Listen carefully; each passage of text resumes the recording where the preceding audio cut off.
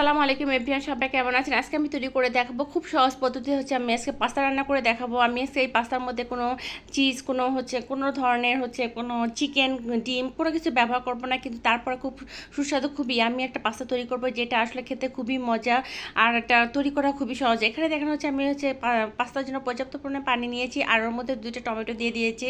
এদিকে আমি 3 ধরনের পাস্তা নিয়েছি, স্প্রিং, শামুক এবং রিং। আপনারা যে কোনো এক ধরনের পাস্তা দিয়ে এটা তৈরি করে নিতে পারেন। আমি যখন পানিটা ফুটে আসবে তখন এর মধ্যে সয়াবিন তেল দিয়ে পাস্তাটা সিদ্ধ করে নেব।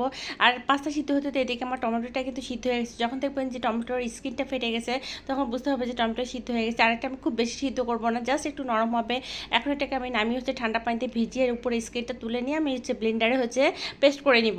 আর এদিকে দেখুন আমার পাস্তাটাও সিদ্ধ হয়ে গেছে। পাস্তাটা আমি পানিতে ঝরিয়ে একটু আর একটু তেল দিয়ে মাখিয়ে রাখবো যাতে একটা আরেকটার সাথে জোড়া রেখে না যায়। এদিকে দেখুন আমি রসুন আর কাঁচামরিচ দিয়ে দিচ্ছি। এখানে আমি বেশ অনেকটা রসুন দিয়েছি। আর এখানে আমি আপনারা সম্পূর্ণ বাটাতে তৈরি করতে পারেন। আমি তেল আর ঘি দিয়ে এটা রান্না করতেছি। এখানে আমি 1 চা চামচ অরিগানো দিয়েছি। অরিগানোটা অবশ্যই দিবেন, তাহলে পাস্তার স্বাদটা কিন্তু অনেক ভালো আসে। আর এখানে একটু ক্রিমি একটা স্ট্রাকচার আনার জন্য আমি ময়দা দিয়েছি 2 চা চামচ। এখানে ময়দাটা দিলে কি হবে, আপনার পাস্তাটা একটু ক্রিমি হবে আর জুসি হবে। এখানে যখন ময়দার কাঁচা স্মেলটা চলে যাবে ততক্ষণ পর্যন্ত আমি এটা ভেজে নেব। এখানে আমি পানি দিয়েছি। আপনারা ইচ্ছা করলে দুধ দিতে পারেন, যেহেতু আমি এটা হোয়াইট সস পাস্তা তৈরি করবো না, ঝাল পাস্তা তৈরি করবো, এই কারণে আমি আর এখানে দুধ ব্যবহার করিনি।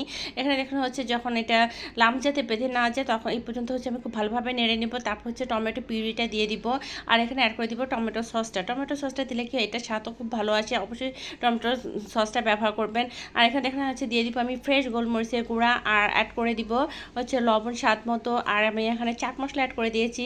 যদি লুডুসের সাথে আপনার কোনো পাস্তার সাথে কোনো মশলা থাকে ওই মশলাটা অ্যাড করতে পারেন বা লুডুসের মশলা অ্যাড করতে পারেন। আমি এখানে চাট মশলাটা অ্যাড করে দিয়েছি।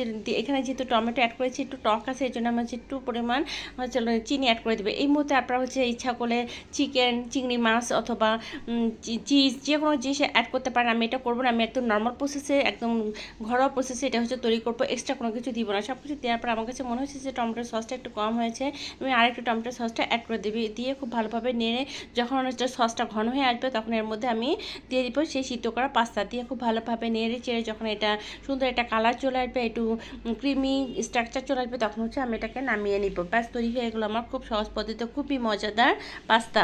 আপনারা কিন্তু খুব সহজে এই পাস্তাটা তৈরি করে নিতে পারেন। আর বিকালে নাস্তার জন্য একটা খুবই হেলদিফুল খাবার।